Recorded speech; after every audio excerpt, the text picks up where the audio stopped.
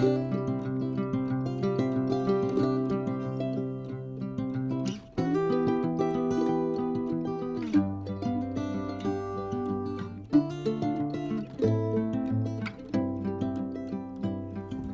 this is Michael with Pollard Farms again. I started to say with Michael Farms, but it's Pollard Farms.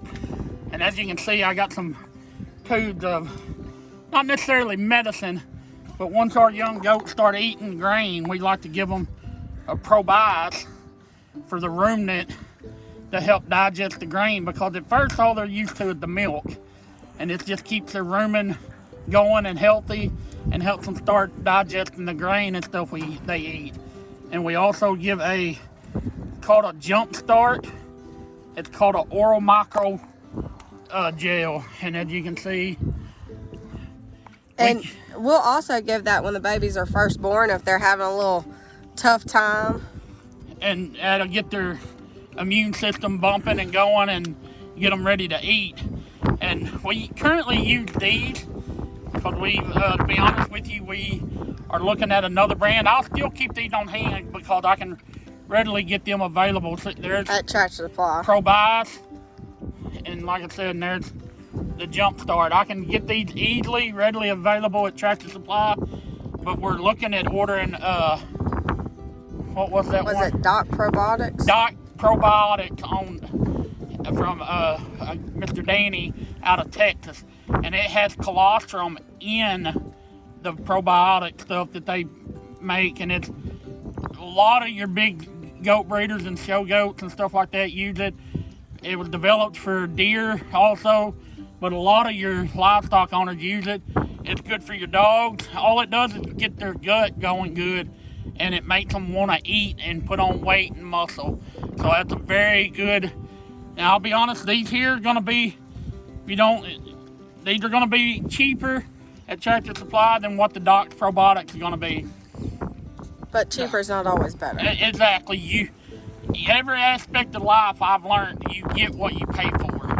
And cheaper is not always better. And I'll be honest with you, I think the 300 milliliter tube of Docs is $60 is what it went up to, I think. I think so. And I mean, just with everything else, it's medicine and stuff like that went up. But it's got colostrum in it, It's got which is colostrum pretty. in it. And see, he has to buy all that. He has to find a dairy provider from dairy cows to put that colostrum in. And let's see, this is a 60, I think it's 60 milliliters is what it says on it. So that's a smaller tube. It's a smaller tube, and it's a 60. And you figure, what was these, $15? They're about 17 now. 17?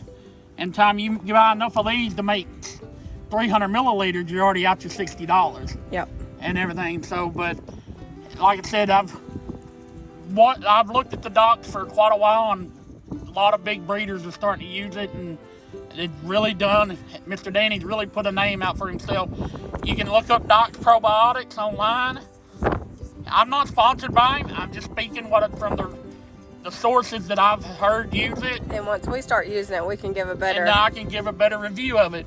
But I mean, if Mr. Danny wants to sponsor us, I'm more than happy to put videos out there for him and everything. And I'll put a description or link in the description for his webpage. You can find him on Facebook and Mr. Danny Doc Probiotics on Facebook. And I'm not sure if he's on any other social media platform. He very well could be, but I know you can find Docs on his website and on Amazon. But come along and we'll show you how we use these. It's what we currently got on hand as we're waiting on our order from Docs to come in. I pushed a little bit out because it does have a little air in the tip here, and I always like to get it out. That way I give him the full deal. And as you can see on the deal, it says goats and sheep 5 grams at birth, which we gave them to it at birth and we didn't video it. And just now that they're starting to eat more grain, I like to give them a little more. And this one here is our little boy we named Floyd. And if you watch some of our other videos, I don't know if you got any other ones posted yet of that, but anyway, the little twin boys we got here are going to be our kids' show goats. And my grandpa was a twin, and his name is Floyd. Oh, bless you. my wife's grandpa's name was a twin. His name was Orrin, but he was the smaller of the twin boys, and they called him Pee Wee. So we got Pee Wee and Floyd for short. And this is Floyd. This one is spoiled, as you can see. Used to us petting him. So, but we're gonna open his mouth here a little bit. Oh yeah. You gonna nurse my mouth? Nurse your finger, huh? And all I do is put it in there. You may have to push that. There it went. And he gets it like that. Ew. And it winds up all over me too, so. Alright. But So let's get that back in you. put that back in his mouth, and that way he can get it all and get it ate.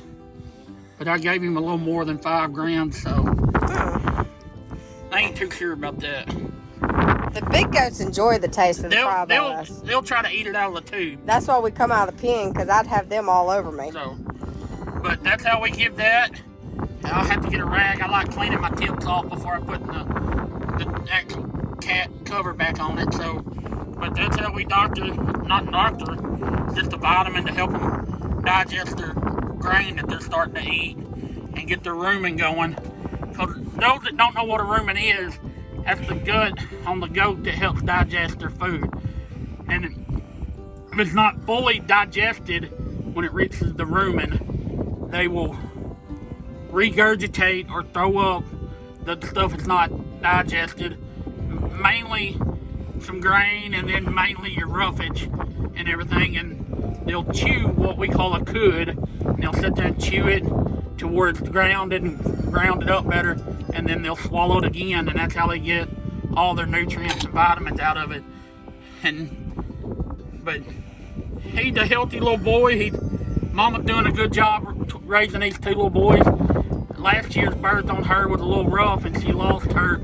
She was with triplets, Yeah. and 2 of them died, and Well, they were stillborn. Stillborn, and she was still in pain and stuff. She tried to be attentive to the little one she has, but she just, first time mama wasn't in her yet. And so I'll be honest with you, my uncle wound up with him, and they bottle fed him, and he's still kicking, and he's built like a Mack truck. He's wide in the front and wide in the rear end, which is what you want in a good show goat and registered boars and everything. And he's doing good down there. My uncle loves him to death, and he'll be down there at their farm till they can't keep him no more, or something happens to him. And which I figure that what they'll do, instead of keeping a lot of young dolings off him, they'll get some older ones or different bloodline bring in, because his wife gets attached to baby animals that she's bottle fed. And I got one that gets attached to the animals, so I know. That's why he don't let me bottle feed. That's why we don't want to really bottle feed. So, but he looks quite comfortable there. yeah, he does. I'm petting him, and he acting quite comfortable. So, but I'm gonna wipe his mouth off and get this other one give to him, and we'll come back to you. We didn't get it on video to giving him this, but as you can see, pretty well cleaned that tip off already. Once we got it mainly down all the way. But what I like to do on the younger ones, the bigger ones have swallowed a lot of times with no problems. All right, little guy.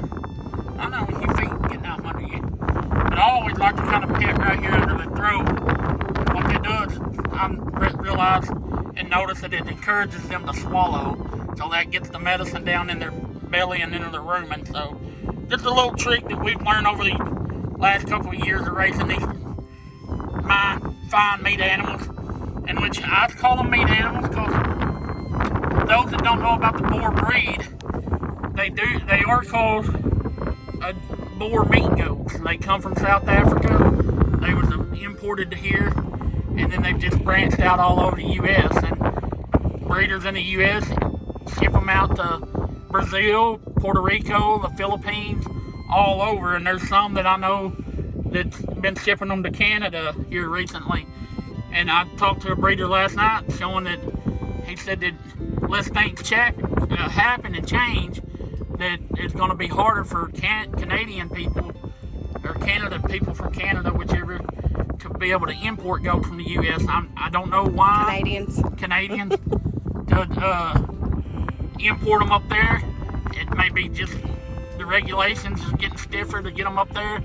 And COVID had really hurt a lot of things, the shipping and importing and exporting, but we're not here to discuss that.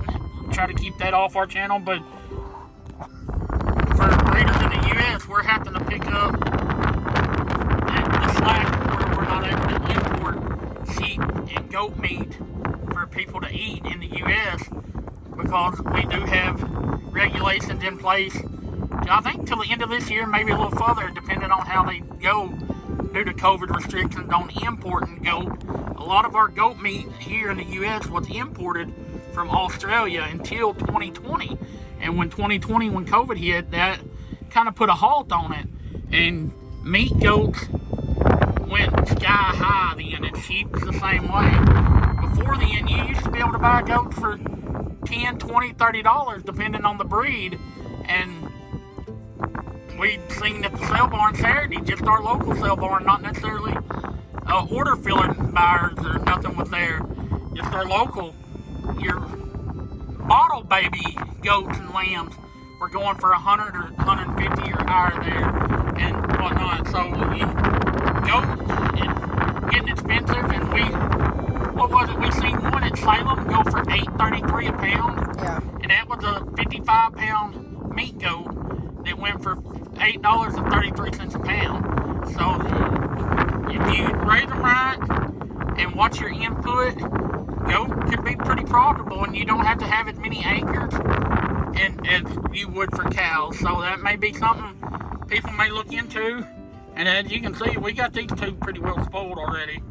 His twin brother's still in there. We'll get him here in a minute. So, but being show goats, you want them to be friendly. You want them to be friendly and used to human interaction. And he'll be, before long, he'll be put a halter on. And some people may call it cruel. We'll tie them to a pole and let them get used to wearing that halter.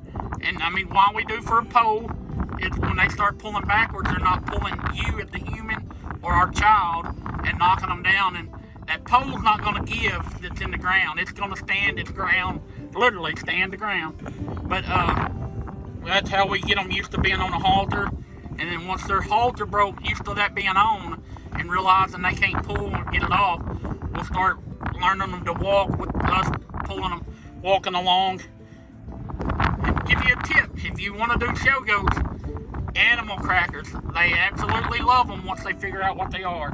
And he'll be started on them pretty soon. So. And for those of y'all that's been wondering how his little, I'm in the shade, but how his little nubs are doing, let's see if I can. They're healing up. There was no infection, and they don't look to be coming back. So both him and his brother are doing really good. And we discussed, reason we do that is the show and market class in our area, they do have to be dehorned. There's a show that they don't no longer show the bucks, because a lot of people want their bucks with horn just to show that masculinity of it. But market class, they do require you to dehorn around here. And a lot of your dairy breeds required. And because mainly, if they get to shaking their head or twisting their head, they may hit you with the horn or something. But it did not hurt them. We shaved the hair around it. And our lady that does our hooves and stuff had the iron hot, put it over it, I think for 10 seconds. And she said after 2 seconds, the nerves After 2 seconds, they don't even feel nothing. It's done gone. So, and they leave it there for 10 seconds, and what she does is she lets their head, the area that she just burned off, cool off, and then she'll put a little touch there and touch it to make an X, basically to make sure there's no nerves that's going to continue growing them horns. And what we do put, if there is any bleeding, we'll put cornstarch on it to stop the bleeding and clot it. And then after that comes off, what's the? Blue coat. Blue coat, in case there are any flies in the area. At this time, we don't have flies, thankfully, but we do that. So we take every precaution to keep any infection down and stay pretty close on top of it and looking for stuff like that. So it's not required for some people in some areas, but in ours it is. And our kids enjoy showing, so we do what we can to keep their them show animals and be able to show and be competitive. So just follow us along, and we'll show you more on the next one. Thunder's wondering what we're doing.